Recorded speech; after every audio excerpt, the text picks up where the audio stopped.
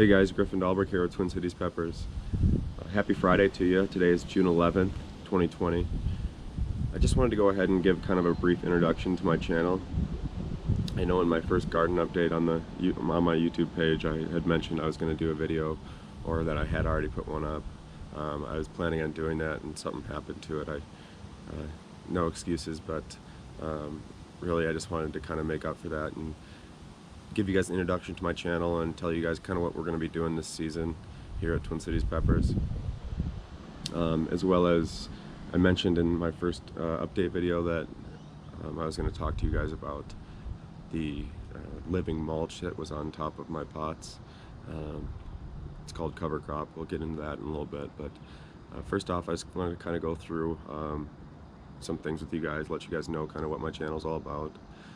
So I'm a Minneapolis-based gardener, hence Twin City Peppers, and you know I obviously love peppers.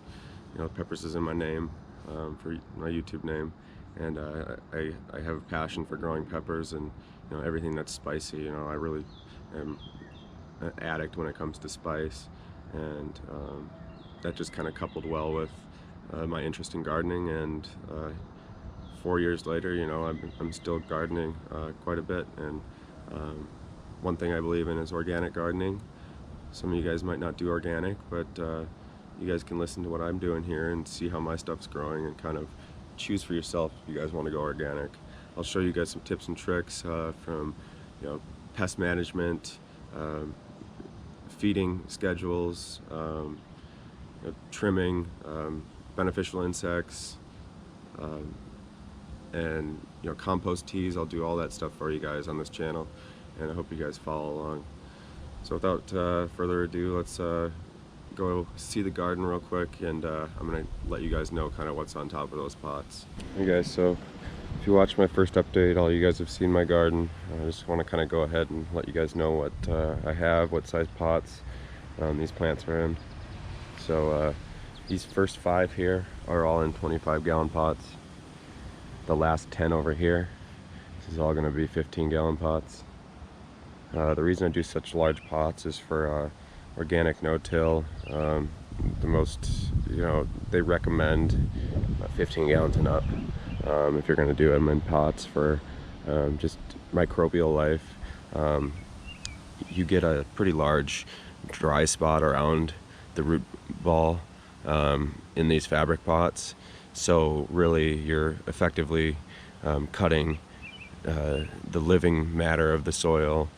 You're taking a big chunk out. In hot summer days you'll have a dry ring around the outside. To get to the question a lot of you guys are asking, what do I have growing on here? So first off, I have worms in all these pots.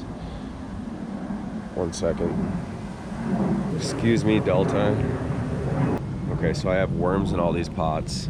The reasoning for that being, you know, organic no-till relies a lot on what you're putting on top of the soil to break down, and it's actually going to break down into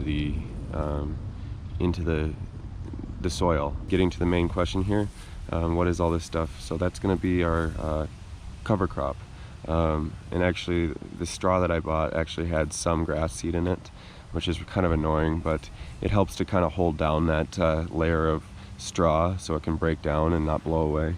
So as this stuff grows, I'll actually cut it down as well, and again you're going to be feeding the plants with plants, so cut it down, it will add to the compost layer on top, worms will start breaking it down, and it will keep growing. So not a big deal to cut it down, it doesn't take too long, but you can see I just cut this one down and it's already starting to break down real nicely into that soil. A pea, this is actually a pea plant, very similar to what I actually have growing over there on intentionally for harvesting. So this is a pea plant. Peas are nitrogen fixing, meaning so there's a symbiotic relationship going on, carbon in exchange for nitrogen. So the rhizobia is a bacteria that will actually form on the roots of these nitrogen fixing cover crops, and they will exchange nitrogen to the plant for carbon from the plant. So that's a cool little relationship going on. There's a lot more to it, but I can't really get too much in depth with that stuff. But yeah, it's kind of cool. So crimson clover does that as well. We also have crimson clover in here. And then the worms are actually breaking all this down as we do this as well. So those are going to be breaking down organic matter and feeding the soil. So I like to think about all this as feeding the soil, not feeding the plants. So you're feeding the soil, not the plants, guys. And that's how I like to think about it. So a lot of times, we'll see these big fan leaves here. Take that off and actually feed it back into the soil.